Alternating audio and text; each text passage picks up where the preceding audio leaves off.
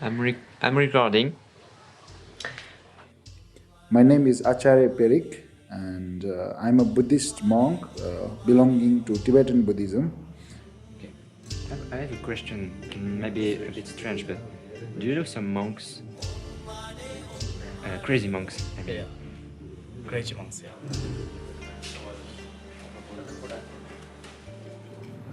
The important thing is the mentally happiness.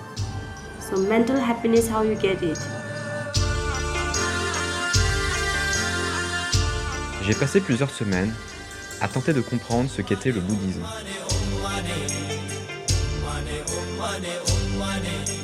Certains éléments m'ont plu, de nombreux restent à approfondir, et je n'ai pas l'intention de devenir moine. Néanmoins, tout cela m'a rendu curieux, et je crois maintenant savoir ce qu'il me reste à faire.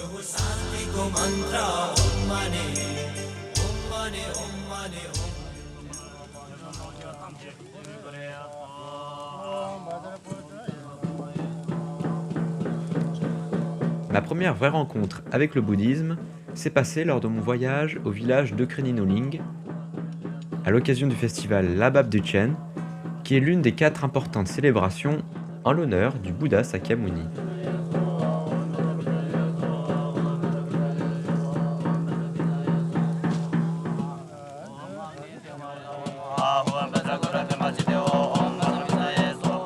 Pendant 5 jours, Jigme, accompagné des étudiants les plus âgés de l'école, ont prié pour l'événement.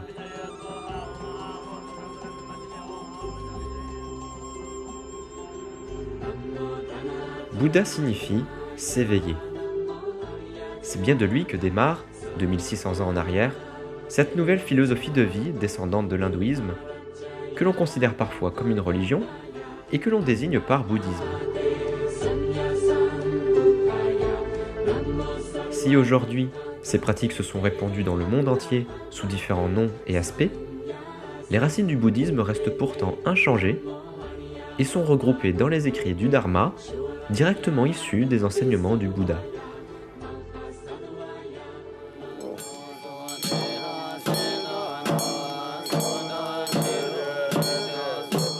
Ce qui m'a d'abord attiré, c'est la richesse de la cosmologie bouddhiste, aussi complexe que passionnante.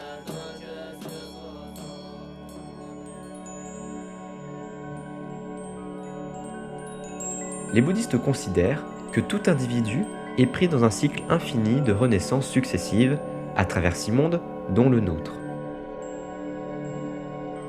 Les autres correspondant à des réalités parallèles plus ou moins infernales ou célestes.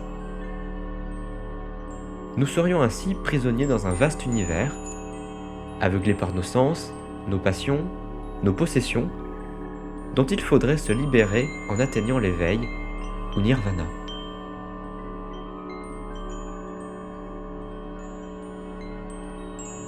S'ajoute à cet ensemble un large répertoire symbolique, ainsi qu'un grand nombre de divinités pour illustrer toutes les idées relatives à la pensée bouddhiste. C'est le cas d'Avalokiteshvara, qui incarne l'une des principales qualités du Bouddha, la compassion.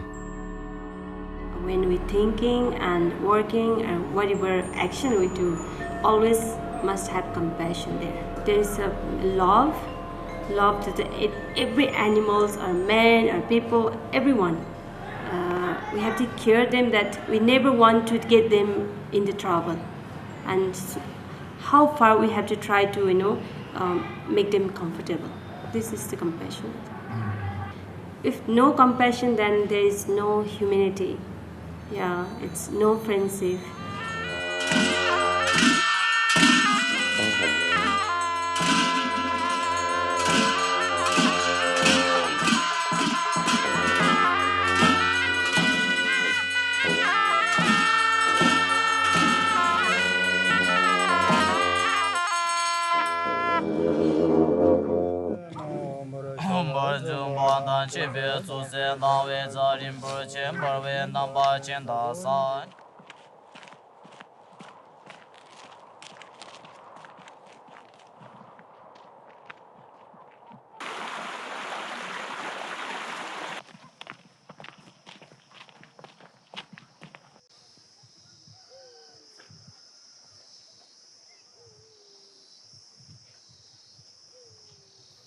je commençais à peine à saisir l'ensemble de la pensée bouddhiste.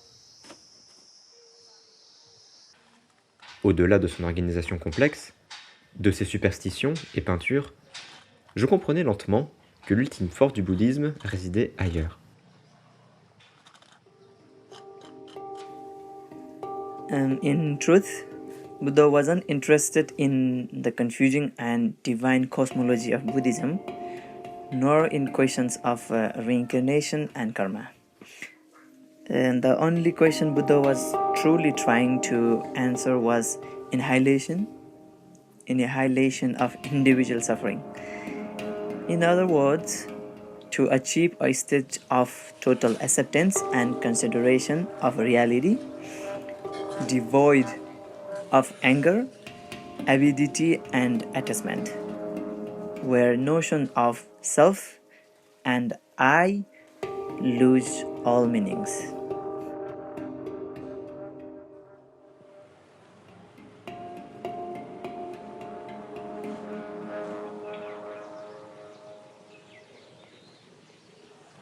Si cela peut sembler difficile à saisir, c'est pourtant là que réside le but ultime des enseignements du Dharma.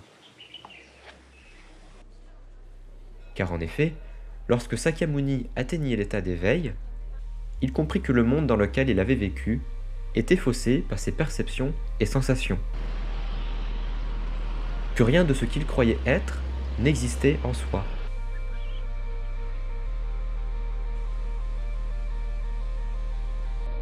Que tout ne formait en fait qu'un ensemble de phénomènes en changement permanent, et qu'alors, tout méritait la même attention, sans attachement ni rejet, et le même amour inconditionnel. Voici la vraie sagesse et l'ultime bonheur pour la pensée bouddhique.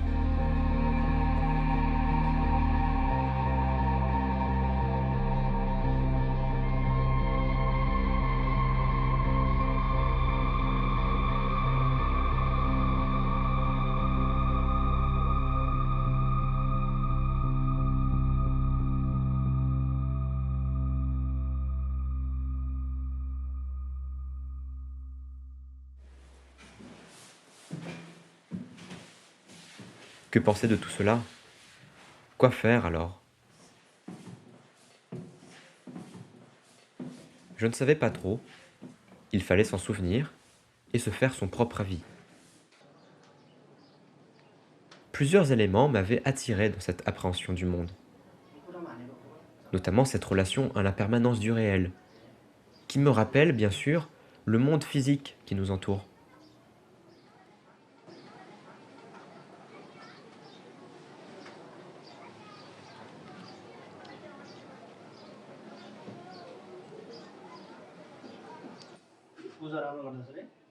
Mais finalement, je crois que ce qui m'a le plus interpellé, c'est cette considération et confiance simple en l'être humain, comme unique maître de son destin.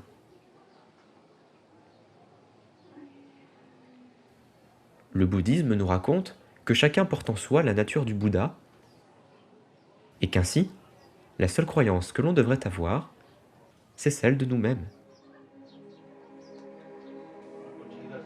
J'aimais ce rapport direct à l'individu au milieu de l'univers.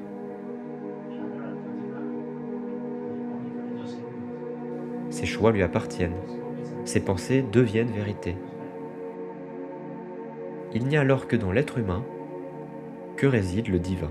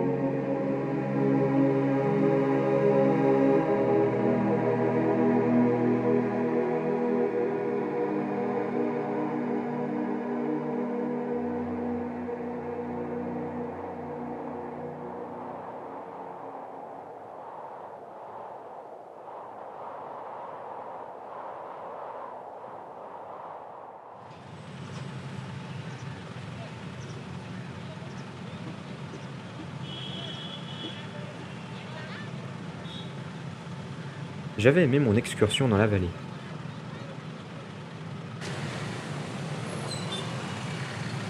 De retour à Katmandou, je laissais de côté la philosophie bouddhiste et tentais de prendre de la distance avec la vie monastique que je côtoyais.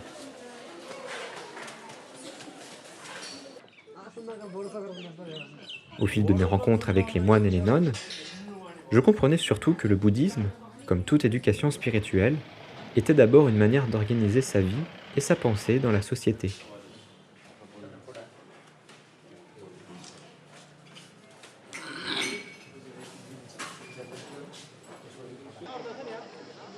Mais où se trouve la société quand on passe sa vie dans un monastère? Tout en admirant l'humilité et la discipline morale de tous ces jeunes, je me demandais aussi quel était le véritable sens de cette éducation. We can stay monks all the life. In the monastery? Yeah, in the monastery. Now, when you commit half of your life in the monastery, the second half of your life, you have to think seriously, because only studying Buddhism is the purpose of your life, or what is your purpose of your life? Because your life will be finished.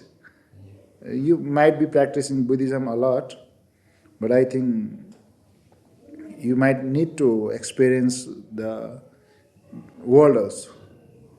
You might need to travel, you might need to learn and teach other people. There are lots of things you need to do with the society also. It's not like you always fear with the society and always be in the monastery, then maybe you are awkward. There's this challenge to teach people, to turn people's mind. And number two is preserve your mind in the society. When you are in the monastery, in the Himalaya caves meditating, it's easy to control your mind. It's not difficult. But when you go into the society, control your mind is also a difficult challenge.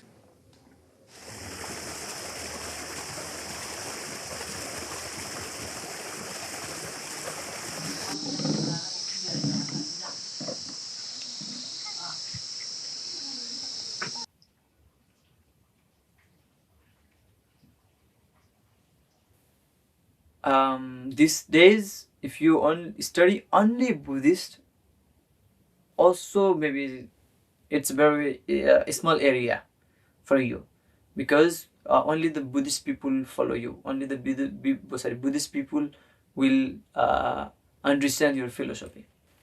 But if you have a modern academic education and a Buddhist education at the same time, that's gonna be very, very perfect, because it's changed my life. That's why I'm trusting it, because the Buddhism education will stop you with the bad things, so like smoking, drinking the bad alcohols and other things. I'm almost far from everything when I was a child, when I was getting adult. So that was the age that we have to control from such things. If you're addicted even in one things in that age, it's gonna be spoil your whole life. So the things is, suppose like my friend of mine at the same class nowadays, some of them are in other country but very bad life. Some of them are smoking, some of them are they're they're ready to fight for nothing. Okay, someone say, okay, yeah, someone did this to me, so I want to pay back. So he is ready to fight him without anything, just like this.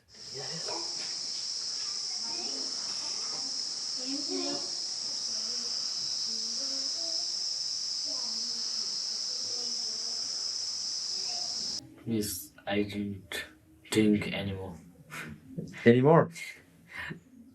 2 years ago you smoked and drank in your village? Yeah. Oh. My friends drink, and I try one time and I think more, and I cigarette smoking and 12 years old. I'm 12 years old, and my mother's contact this monastery, and he come there and I put there and sitting here. So now this is finished. Yeah, this finished. Do you want to add something? Okay. Okay, thank you.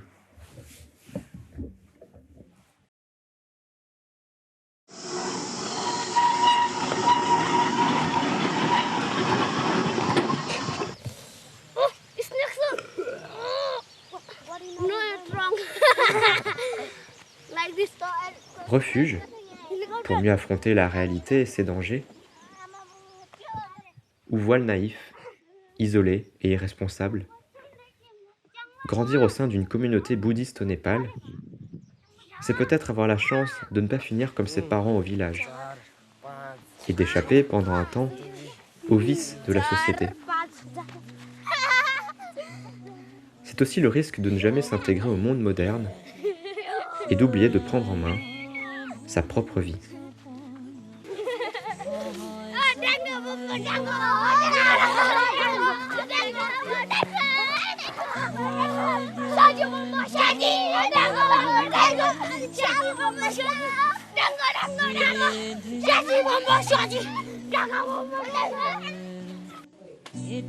Après 3 mois passés ici, l'habitude s'était installée. L'étranger est devenu familier. Je commence à prendre du recul sur ce qui m'entoure. Le bouddhisme, le Népal, tous ces gens que j'ai rencontrés, ces enfants. Je tentais à la fois de comprendre un ensemble de choses, tout en m'abandonnant de plus en plus au présent, dans sa simplicité. Comme si tout était là, autour de moi, sans plus de questions.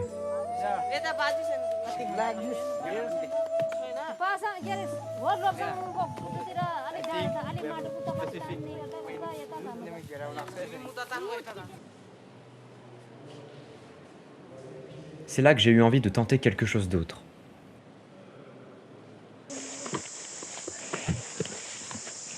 Une chose à travers laquelle le présent redevient expérience.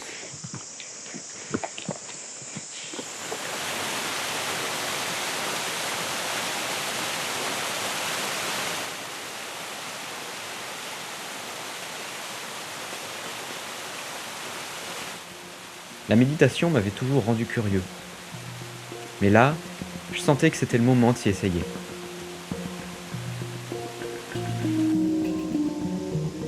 On m'a alors conseillé le Vipassana. Bien connu ici et répandu dans le monde entier, cette technique de méditation est justement appréciée pour l'accessibilité de sa pratique, car contrairement à d'autres méthodes qui se concentrent sur un travail d'imagination et de visualisation, ici, la seule chose qu'on a besoin de savoir faire, c'est respirer. La démarche s'éloigne donc de la croyance et redevient pragmatique, presque scientifique. Intrigué, on m'a aussi prévenu que l'expérience durerait 10 jours, privé de parole et de smartphone, tout en se pliant à un programme strict. Voilà la forme. Car pour le reste, c'est un mystère. Je ne sais pas trop ce que je compte trouver avec ça. Quoi qu'il en soit, j'étais assez excité par cette rencontre nouvelle, à travers l'esprit.